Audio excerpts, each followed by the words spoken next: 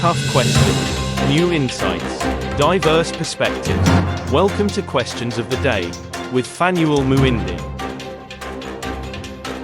So, Kwasi Agbleke, the president of the Sena Institute of Technology, joins me again here on Civic TV. Kwasi, welcome back. Thank you. I'm very happy and excited to be here today. And it's always been a pleasure to be on your platform. Yeah, and it's always fun talking to you. Yeah. So, in fact, it was 11 months ago we talked, right? Oh, yeah. And you keep coming back. So, I love the fact that happens. And so, the last time we chatted, yes, there was a quote that you said something really, really powerful that I want to bring it back because that allows us to continue that conversation. So, this is what you said. You said, this is for the vision for SIT. My dream one day is to have community members come to the Institute and do research. Imagine anything and be able to do it. Because you're building SIT with community at the heart of that institute. Tell me more about that vision of how the community and researcher, the institute that you're building, how they're coordinating and interacting. Okay. Yeah, it's me a pleasure. And I'll tell a little bit about how we see the future of science on the continent. So for science to be productive, it needs to move beyond a niche for only a few individuals. It should be open to everyone. And to really think about it, you can do a lot using the citizens in order to accomplish tasks. So as SIT, our goal is to make people realize that you don't need a degree, you don't need to have a fancy title to do science, but first have a vision. Think about the problem you want to solve, and then how can we assist you to make it happen? Yep. And in order to do that, I can give you a few examples. So currently, we have projects where we engage the community, such as our latest project is on marine research. And I'll give you a very interesting story. So we go out to the field to collect samples to study life in the ocean. And we don't have a boat, we don't have a ship, we don't have anything. And you're doing marine research. So what do? We go there and talk to the fishermen and say, look, we were interested in understanding the biodiversity in the ocean. What are the fishes you are catching? Is it increasing, decreasing? Are there new things you are catching that you didn't catch before, or the ones you used to catch, have they? And one day we went there, and then one person said, you guys are just funny. How can you come here to do research and you don't have your own boat? If you really want to know the fishes in there, why don't you just buy a boat, go in there yourself and find out? And I thought that was interesting. And it was a good joke. We all laughed, the fishermen. We all were excited about that. Because the community, and last time you mentioned this, it's the local populace. And we're talking about SIT, it's in Ghana. Yes. Right? Rural area, rural Ghana. Yeah. And so the community members are diverse in a way, right? Yes. So ultimately, in this case, you already had a research question in mind, and you wanted to involve them, right? At what stage do you envision them being part of this? Do you envision them even participating earlier at the conception and throughout the entire process to the end, right? Yeah. How are you thinking about this? So we have multiple approaches. At the beginning, this is the beginning of SIT. So we conceptualize the project and we discuss it with them, and then we incorporating them as a key stakeholders in the research process. We've done a few meetings, community meetings with the chiefs and others, where they propose ideas of what they would like us to work on, and then we come back and then write a plan around it. So I'll give you an example. So they come to your institute. Yes. In your actual physical space. Yes. Continue. And then come up with ideas of what they would love us to work on. And then we come up with some ideas. So I'll give you, there are a few instances which are always interesting. You know, we've been studying fibroid. And then community leaders came and said, look, you're studying fibroid. How about men? There is always prostate cancer. which is a huge thing. And you're like, aren't you interested in it? Think about how you can start a project like that. When it comes to farming, we have been documenting plants and doing fish research. And then the same community leaders come in and say, no, we are doing farming. How do we know the patterns of the rain? Of late, we are getting lower and lower yield. What is the soil quality? So we went to collect field samples, we tested some soils, and we gave them some ideas about it. So again, based on, we come up with the initial idea, and as we are working on it, they give us feedback, and then we implement it. And I'm curious, at least for Ghana, is this common, this engagement that you're doing, or is this something new? Or? It is very new. Okay. It's not something that is common. So there are a lot of research projects being done on the continent, whereby the researcher goes and engage the community. The difference is that when most of the time when the researchers go, I'm the one with the doctorate degree, I'm the master student, and then they impose how things should be done. And then they say, okay, can you get this for me? Can you do that? And then the local community members execute it. What we do is when we go to the field, we are the students.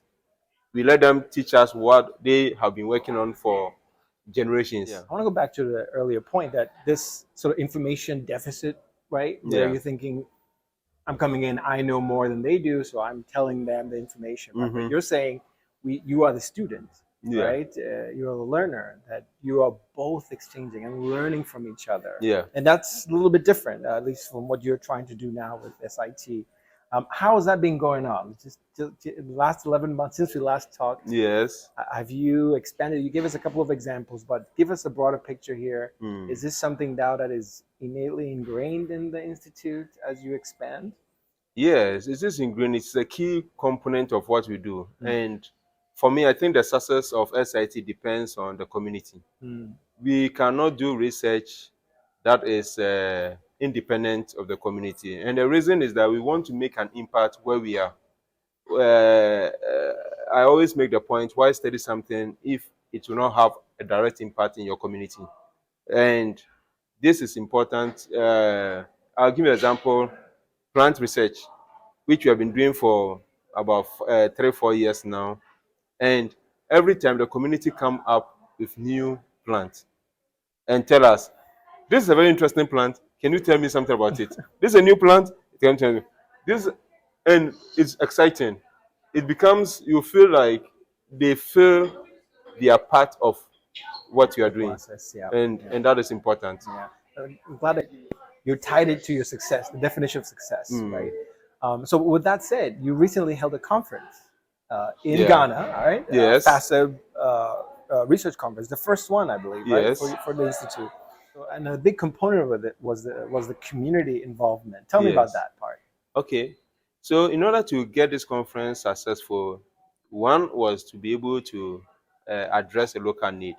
Currently, at the institutional or the university level, imaging is a challenge.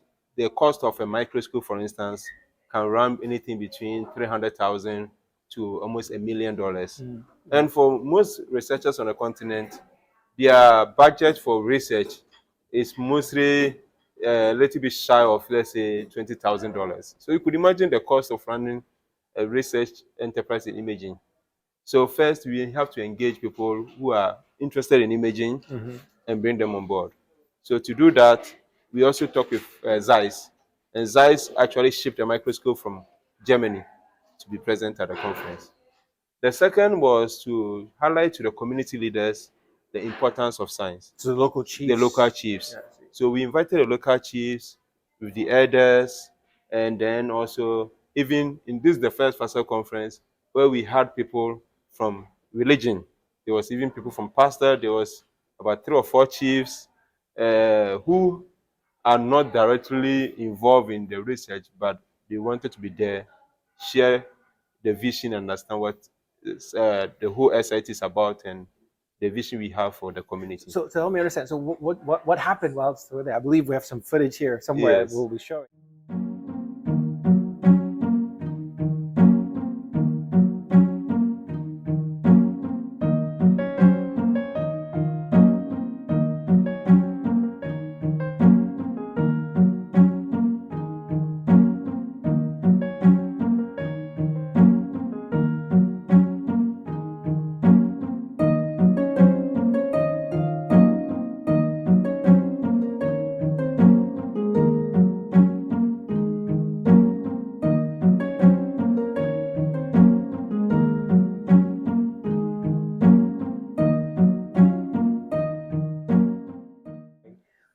So they were telling the attendees about sort of their vision. But you were there. Okay. Share a little bit more. So they have a center stage as well. You know, not like they come in and they are sitting in the right, crowd. that was what I was trying to get at. Yeah. Right.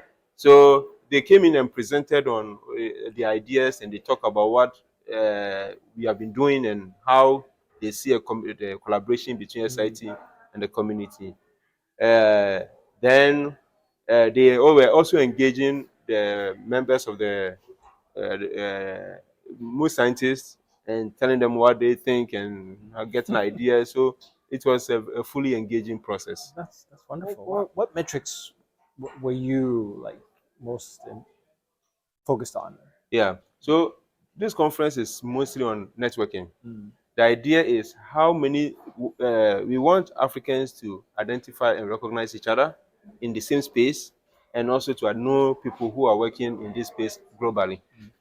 That way, we are building a very strong community. Secondly, is to also highlight the importance of science for economic development within our community. Right. And having, as I said, chiefs and leaders from our communities participating shows them that science can be an opportunity to develop the economy, because events, programs, tourism are all tied to the scientific process. Right.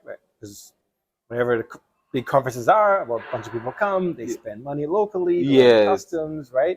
So what's next for this conference in particular? Are you going to host it again? Yes. Okay. So for now, we are putting it on a 2-year cycle. Okay. Since all the logistics has to be made, and currently we are aiming at organizing the next one in 2025, and it's either going to be in South Africa or in Egypt. Wow! So you're going to actually branch out. Yeah, the idea is to move on the 4 corners of Africa, so that this particular conference, we saw a lot of people from West Africa, and I think geography really counts. So if we migrate it, it will help to build this community across the continent.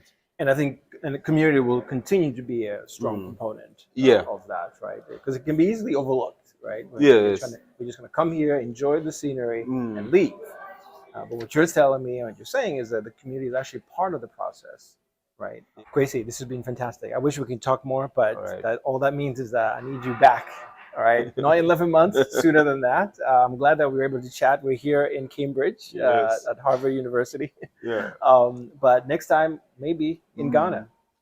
You're welcome. We are expecting to have you there, and I can show you what we have been doing and the community that we've built. Awesome. All right, till next time. All right, thank you.